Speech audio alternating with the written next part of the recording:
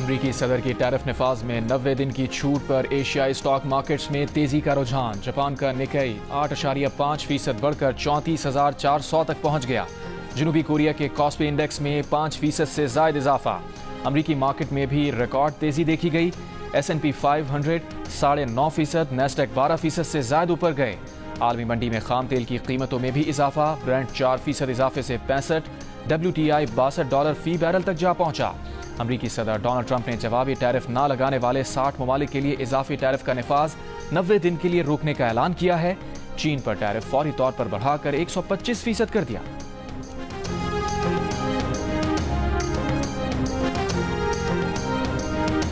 کراچی کی power house چورنگی کے قریب ڈمپر کی ٹکر سے موٹر سائیکل سوار زخمی، شہریوں کے روکنے اور مارنے پر ڈرائیور نے ٹرک موٹر سائیکل پر چڑھا دیا۔ موٹر سائیکل پر کوئی شخص سوار نہ تھا۔ حادثے کے بعد مشتعل افراد نے 9 ٹرک جلا دیے، 5 ڈمپر اور 4 واٹر ٹینکر شامل۔ ٹرک ڈرائیورز کا احتجاج، سوراب کوٹ الاسف اسکوائر کے قریب کچرے اور پتھروں سے بھرے ٹرک الٹا کر ہائی وے کے دونوں ٹریک بند کر دیے۔ پولیس نے مذاکرات کے بعد صبح سڑکیں کھلوا دیں۔ آگ لگانے کے الزام میں متعدد افراد گرفتار۔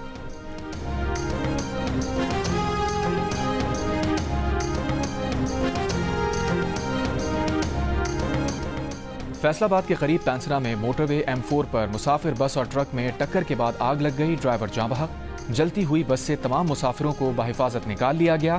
سکھر ملتان موٹر وے پر تیز رفتار مسافر بس الٹنے سے 3 مسافر جاں بحق، 15 زخمی۔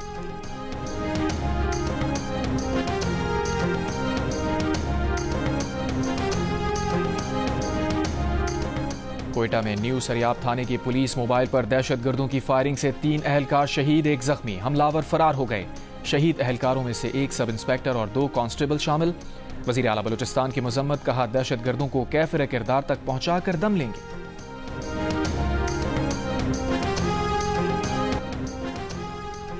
پاکستان کا نئے ٹیرف سے متعلق مذاکرات کے لیے اعلیٰ سطح وفد امریکہ بھیجنے کا فیصلہ۔ وزیر اعظم شہباز شریف نے کہا وفد میں پاکستان کی معروف کاروباری شخصیات اور برآمد کنندگان شامل ہوں گے۔ امریکہ سے تجارتی تعلقات کے مزید فروغ اور ٹیرف پر مذاکرات ہوں گے۔ ماہرین اپنی مفید تجاویز سے ملکی ترقی میں اہم کردار ادا کریں۔ وزیر اعظم کا کہنا تھا صنعتی ترقی حکومت کی اولین ترجیحات میں شامل ہے۔ بجلی کی قیمتوں میں کمی سے صنعتوں کی پیداواری لاگت کم ہوگی۔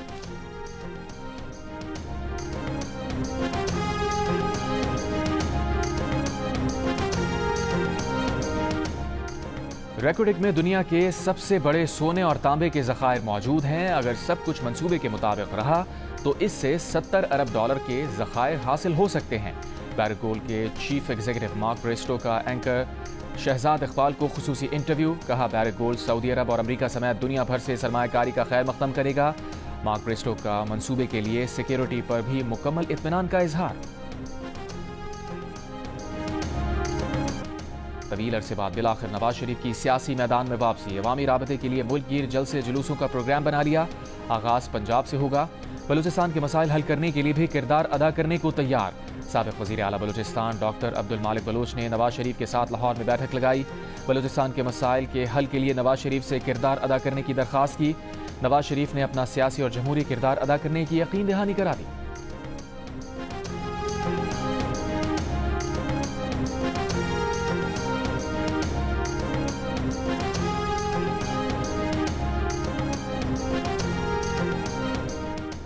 سابق وزیر اعلیٰ بلوچستان ڈاکٹر عبد المالک بلوچ کا کہنا ہے کہ بلوچستان کا مسئلہ سیاسی ہے، حل بات چیت سے ہی ممکن ہے۔ شورش کا حل بھی بات چیت سے نکلا ہے اور اب یہ بھی مسئلہ بات چیت سے حل ہوگا۔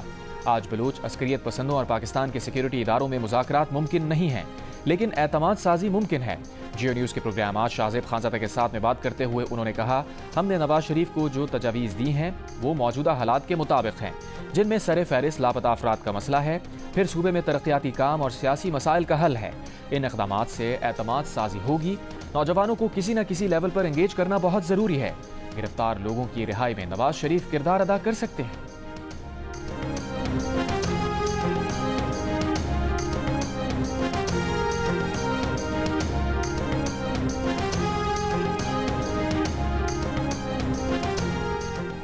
تحریک انصاف کے چیئرمین بیرسٹر گوہر اور سیکریٹری جنرل سلمان اکرم راجہ کے درمیان سخت جملوں کا تبادلہ۔ ذرائع کے مطابق منگل کو پی ٹی آئی کی قیادت علیمہ خان کو حراست میں لیے جانے کے بعد گورنر خیبر پختونخوا ہاؤس پہنچی۔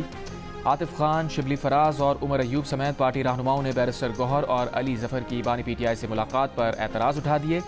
دونوں کے نام اڈیالہ جیل میں دی گئی فہرست میں شامل نہ تھے۔ بیرسٹر گوہر نے ملاقات کے لیے اڈیالہ جانے کے پیچھے کسی مقصد کا نہ ہونا بتایا۔ سلمان اکرم راجہ نے بانی پی ٹی آئی سے ملاقاتوں کے لیے احکامات پر عمل درآمد پر زور دیا تھا۔ سخت جملوں کے تبادلوں پر بیرسٹر گوہر سلمان اکرم راجہ کا موقف دینے سے گریز۔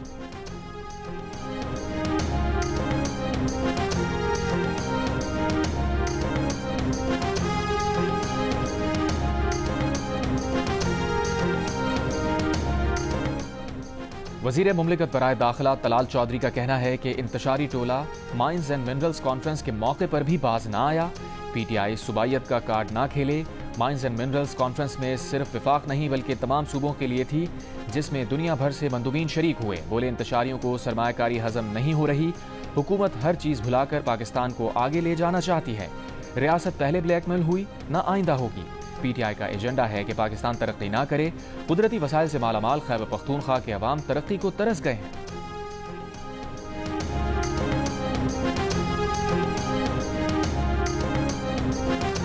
وزیر اعلیٰ خیبر پختونخوا علی امین گنڈاپور کا کہنا ہے کہ بانی پی ٹی آئی کی بہنوں حامد رضا اور دیگر کی غیر قانونی حراست افسوسناک اور پنجاب پولیس کے خواتین سے ناروا سلوک کی بدترین مثال ہے۔ وقت آنے پر اس کا احتساب لیا جائے گا۔ مردان میں میڈیا سے گفتگو میں علی امین نے کہا کہ اختلافات جمہوریت کا حسن ہے، پارٹی کے معاملات پارٹی میں ہی حل کر لیں گے۔ سیاسی بیانات کی تشریح اگر بیان دینے والا خود کرے تو بہتر ہے۔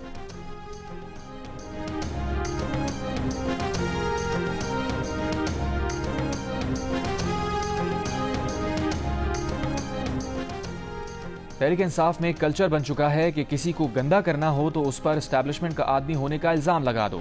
رکن قومی اسمبلی شیر افضل مروت کی جیو نیوز کے پروگرام آج شاہزیب خانزادہ کے ساتھ میں بات چیت۔ کہا چند لوگوں نے بانی پی ٹی آئی کو حصار میں لیا ہوا ہے۔ جو لوگ پہلے میرے اور علی امین گنڈاپور کے خلاف ہوئے وہی اب بیرسٹر گوہر کے خلاف بول رہے ہیں۔ یہی لوگ سوشل میڈیا بھی کنٹرول کرتے ہیں۔ سلمان اکرم راجہ نے بیرسٹر گوہر کو ساتھ بٹھا کر ان کی تصحیح کی۔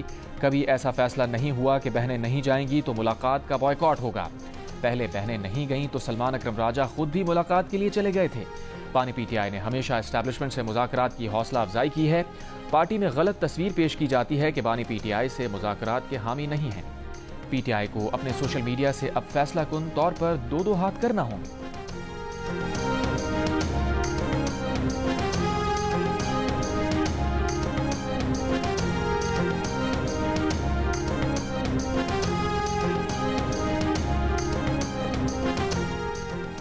ایران کے جوہری پروگرام کا انتظام اور نگرانی کرنے والے اداروں کو مدد فراہم کرنے کا الزام۔ امریکہ نے ایران کی 5 کمپنیز اور 1 شخص پر پابندی عائد کر دی۔ امریکی محکمہ خزانہ کے مطابق ایران کے جوہری توانائی ادارے اور سینٹریفیوج ٹیکنالوجی کمپنی کے اہم ٹیکنالوجی کی تیاری یا خریداری کرنے والے افراد نشانہ ہیں۔ ایران کے جوہری پروگرام کو مدد فراہم کرنے والوں کا احتساب جاری رہے گا۔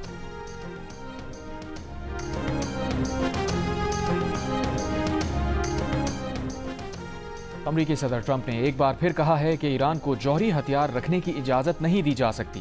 ایران کے ساتھ ڈیل کے لیے زیادہ وقت نہیں ہے۔ ایران جوہری پروگرام بند کرنے پر راضی نہ ہوا تو فوجی طاقت کا استعمال کریں گے۔ فوج کی ضرورت پڑی تو ہمارے پاس موجود ہے۔ اسرائیل اس میں شامل ہو جائے گا۔ کراچی کے علاقے گلستان جوہر میں قبرستان کے قریب نالے سے 4 مارٹر گولے برآمد۔ پولیس کے مطابق گولے کافی پرانے ہیں اور ناکارہ ہیں۔ علاقے میں لگے سی سی ٹی وی کیمراز کی ریکارڈنگ حاصل کی جا رہی ہے۔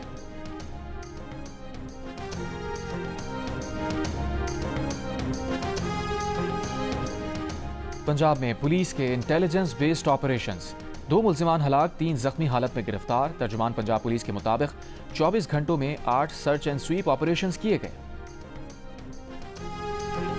بلوچستان نیشنل پارٹی کا مستونگ میں دھرنا 13ویں روز بھی جاری۔ سابق چیئرمین سینٹ صادق سنجرانی کی لکپاس میں اختر مینگل سے ملاقات میں دھرنا ختم کرنے کی درخواست۔ کہا حکومت کا نمائندہ نہیں، ذاتی حیثیت میں آئے ہیں۔ دھرنا ختم ہو تاکہ قومی شاہراہیں کھل جائیں، عوام کی مشکلات ختم ہوں۔ کوئٹہ قومی اور کوئٹہ تفتان شاہراہ 2 ہفتے سے بند ہونے سے تجارتی خسارہ ہو رہا ہے۔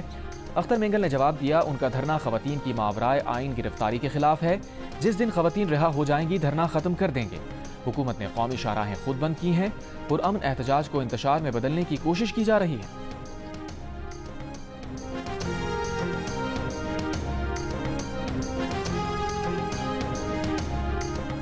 پشاور کے علاقے تہکال میں 2 گروپس میں فائرنگ، 2 افراد جاں بحق، 2 خواتین سمیت 11 افراد زخمی، ملزمان فرار۔ پولیس کا کہنا ہے کہ فائرنگ کا واقعہ ذاتی دشمنی کی وجہ سے پیش آیا۔ فائرنگ سے جاں بحق ایک شخص متعدد مقدمات میں مطلوب تھا۔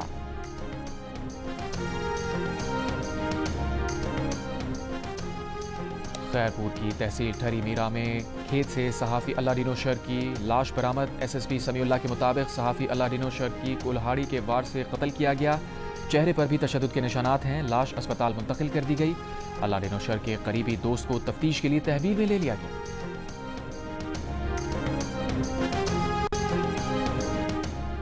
ہیومن رائٹس کمیشن پاکستان کی فرحت اللہ بابر کے خلاف ایف آئی اے انکوائری کی مذمت۔ فرحت اللہ بابر کے خلاف انکوائری فوری واپس لینے کا مطالبہ۔ کہا ریاستی ادارے اختلاف رائے دبانے کے لیے غیر قانونی ہتھ کنڈے استعمال کر رہے ہیں۔ فرحت اللہ بابر کو ہراساں کرنا جمہوریت اور انسانی حقوق کے لیے خطرہ ہے۔ ایف آئی اے فرحت اللہ بابر سے معافی مانگے۔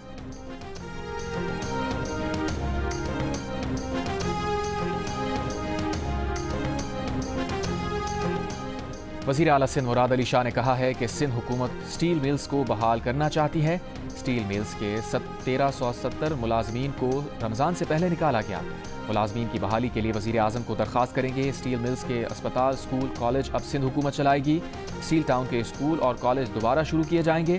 علاقے میں بجلی کا مسئلہ حل کیا جائے۔ وزیر اعلیٰ کی واٹر بورڈ حکام کو سٹیل ٹاؤن کا پانی فوری بحال کرنے کی ہدایت۔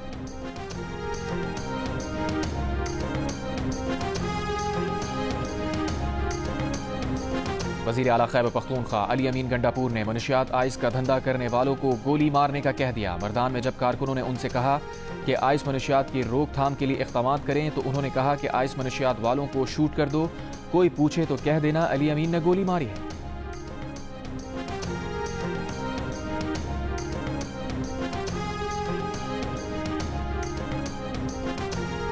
چونیا کے نواحی گاؤں میں گیس بھرنے کے دوران سلنڈر پھٹ گیا۔ واقعے میں 3 افراد جھلس گئے۔ دھماکے سے مکان کی چھت گر گئی۔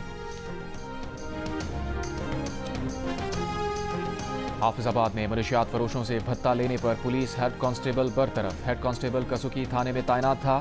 ملزم کے خلاف ہونے والی انکوائری میں الزام ثابت ہوا تھا۔ نائب امریکی صدر جے ڈی وینس نے چینی شہریوں کو گنوار کہہ دیا۔ امریکی ٹی وی انٹرویو میں کہا کہ عالمی معیشت نے امریکہ کو سمجھ کیا رکھا ہے۔ امریکہ بہت زیادہ قرض لے کر وہ چیزیں خریدے جو دوسرے ممالک ہمارے لیے بناتے ہیں۔ ہم چین کے گواروں سے رقم ادھار لیتے ہیں تاکہ وہ چیزیں خرید سکیں جو چین کے گوار تیار کرتے ہیں۔ چین نے جے ڈی وینس کے بیان کو جاہلانہ قرار دے دیا۔ کہا امریکی نائب صدر کے ایسے تبصرے حیران کن اور افسوسناک ہیں۔ چین کے سوشل میڈیا پر بھی امریکی نائب صدر کی مذمت۔ صارفین نے لکھا غرور اور بدتمیزی ہی ان کا اصل چہرہ ہے۔ کسی نے جملہ کسا کہ امریکہ کے دیہی علاقے سے نکلنے والے اس گنوار کے پاس نقطہ نظر کی کمی ہے۔ چین میں داخلے پر پابندی لگانے کا مطالبہ۔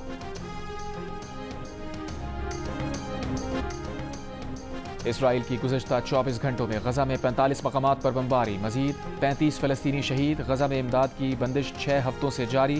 امدادی مراکز پر کھانے پینے کی اشیاء ختم ہونے لگیں۔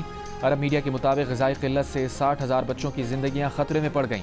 اقوام متحدہ سیکریٹری جنرل کا کہنا ہے کہ مسلسل اسرائیلی بمباری نے غزہ کو قتل گاہ بنا دیا ہے۔ امریکی فوج کی یمن کے صوبے حدیدہ پر بمباری، 10 افراد شہید۔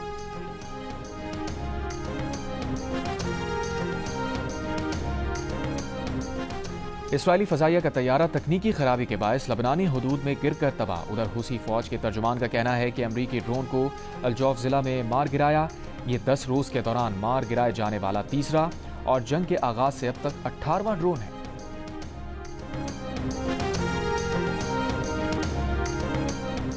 امریکی شہر ہیوسٹن میں غیر قانونی جوئے اور منی لانڈرنگ کے بڑے نیٹ ورک پر وفاقی حکام کا چھاپا۔ پاکستانی نژاد امریکی ماسٹر مائنڈ سمیت 16 افراد پر فرد جرم عائد کر دی گئی۔ مرکزی ملزم 61 برس کے نزار علی پر پولیس کو رشوت دینے کا بھی الزام ہے۔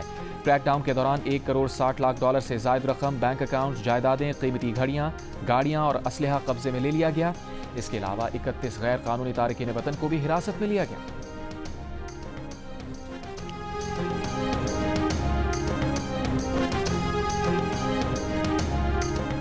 محصولات پر تناؤ سے امریکہ اور چین کے درمیان تجارت 80% تک کم ہو سکتی ہے۔ WTO کا کہنا ہے کہ دنیا کی 2 بڑی معیشتوں کے درمیان محصولات کی جنگ عالمی معیشت کو سخت نقصان پہنچا سکتی ہے۔ امریکہ اور چین کا عالمی تجارت میں حصہ 3% تک ہے۔ عالمی معیشت کو 2 حصوں میں تقسیم کرنے سے عالمی GDP میں 7% طویل مدتی کمی ہو سکتی ہے۔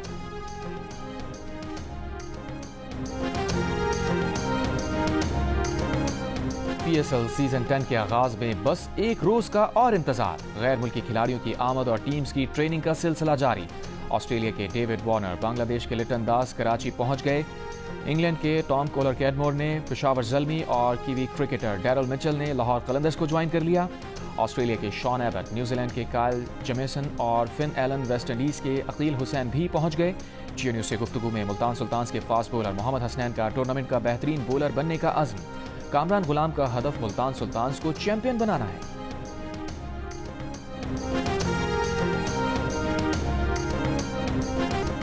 اور امریکی ریاست میری لینڈ میں زیر تعلیم بعض بین الاقوامی طلباء کے ویزے منسوخ.